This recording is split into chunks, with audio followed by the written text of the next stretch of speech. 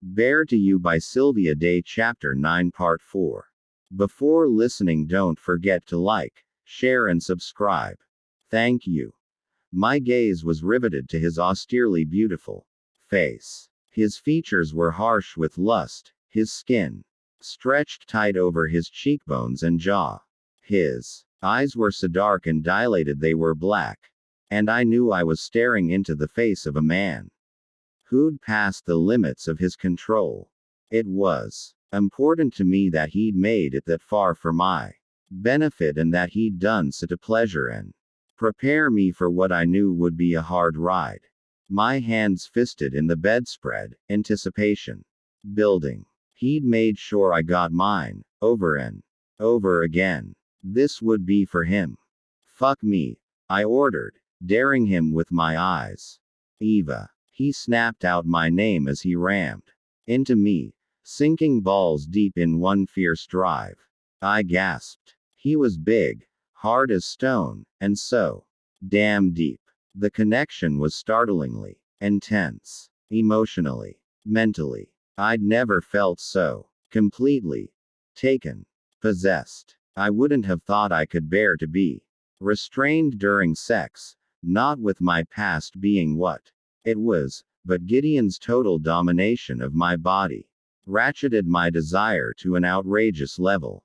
I'd never been so hot for it in my life, which seemed insane after what I'd experienced with him so far. I clenched around him, relishing the feel of him inside me, filling me. His hips ground against mine, prodding as if to say, "Feel me. I'm in you. I own you." His entire body hardened, the muscles of his chest and arms straining as he pulled out to the tip. The rigid tightening of his abs was the only warning I got before he slammed forward hard. I cried out and his chest rumbled with a low, primitive sound. Christ. You feel so good. Tightening his hold, he starting fucking me, nailing my hips to the mattress with wildly fierce drives. Pleasure rippled through me again, pushing through me with every hot shove of his body into mine. Like this, I thought. I want you just like this. He buried his face in my neck and held me tightly in place, plunging hard and fast, gasping raw, heated sex words that made me crazed with desire. I've never been so hard and thick. I'm so deep in you. I can feel it against my stomach. Feel my dick pounding into you. I'd thought of this round as his, and yet he was still with me, still focused on me, swiveling his hips to stroke pleasure through my melting core. I made a small, helpless sound of need and his mouth slanted over mine. I was desperate for him, my nails digging into his pumping hips, struggling with the grinding urge to rock into the ferocious thrusts of his big cock. We were dripping in sweat, our skin hot and slicked together, our chests heaving for air. As an orgasm brewed like a storm inside me, everything tightened and clenched, squeezing. He cursed and shoved one hand beneath my hip, cupping my rear and lifting me into his thrusts so that his cock head stroked over and over the spot that ached for him. Come, Eva, he ordered harshly. Come now. I climaxed in a rush that had me sobbing his name, the sensation enhanced and magnified by the way he'd confined my body. He threw his head back, shuddering. Ah, Eva. He clasped me so tightly I couldn't breathe, his hips pumping as he came long and hard. I've no idea how long we lay like that, leveled, mouths sliding over shoulders and throats to soothe and calm. My entire body tingled and pulsed. Wow. I managed finally. You'll kill me, he muttered with his lips at my jaw. We're going to end up fucking each other to death. Me. I didn't do anything. He'd controlled me completely, and how freaking sexy was that? You're breathing. That's enough. I laughed, hugging him, lifting his head. He nuzzled my nose. We're going to eat, and then we'll do that again.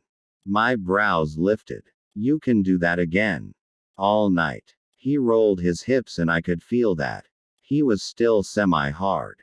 You're a machine, I told him. Or a god. It's you. With a soft sweet kiss, he left me.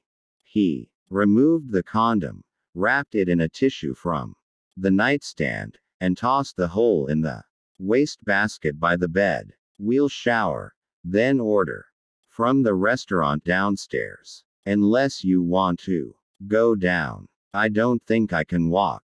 The flash of his grin stopped my heart for a minute. Glad I'm not the only one.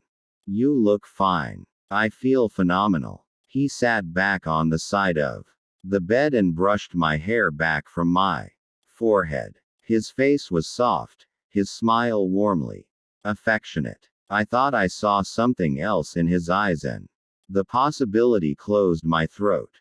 It scared me. Shower with me, he said, running his hand down my arm.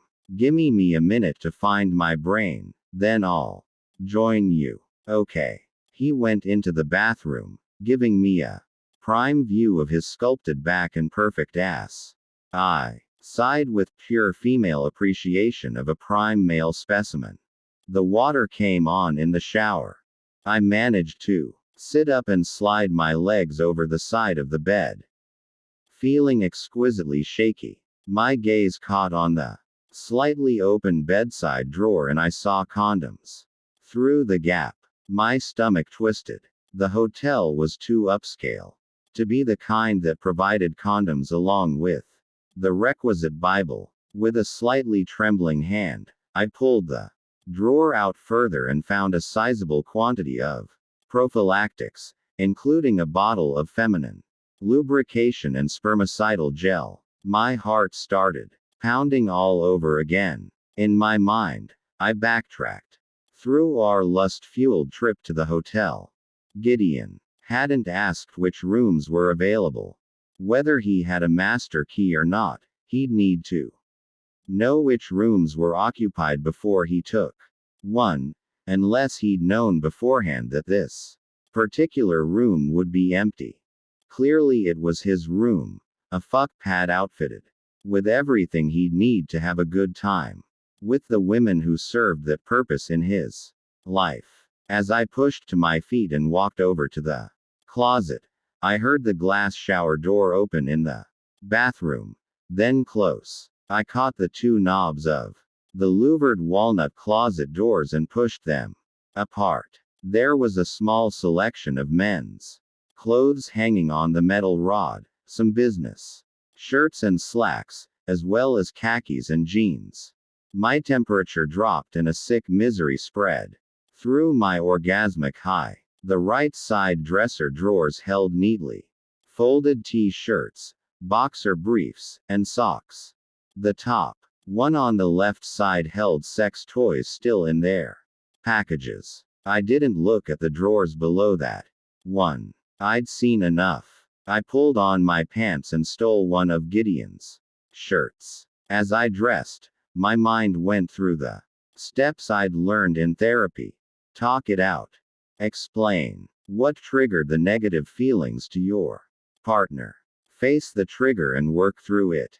Maybe if I'd been less shaken by the depth of my feelings for Gideon, I could have done all that. Maybe if we hadn't just had mind-blowing sex, I would have felt less raw and vulnerable. I'd never know. What I felt was slightly dirty, a little bit used, and a whole lot hurt.